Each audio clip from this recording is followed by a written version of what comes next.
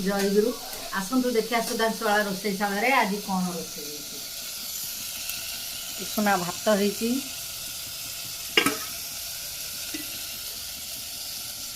ମୁଗ ଡାଲିରେ ପଣସ କଠା ଆଳୁ ବାଇଗଣ ଅମୃତଭଣ୍ଡା ପଡ଼ିକି ଡାଲମା ହେଇଛି,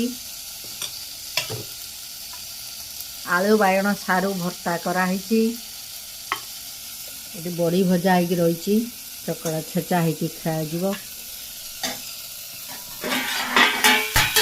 गरम गरम फुलकोबी आलू भजा।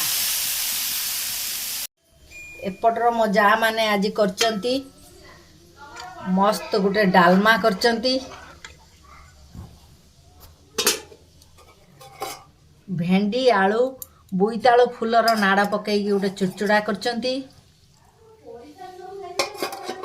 बेसन देकी बाइगण चेकी करिकी भाजचंती, कलरा कुचेकी भाजचंती, पियाज साई आलू बंधाकोबी ताको भाजी।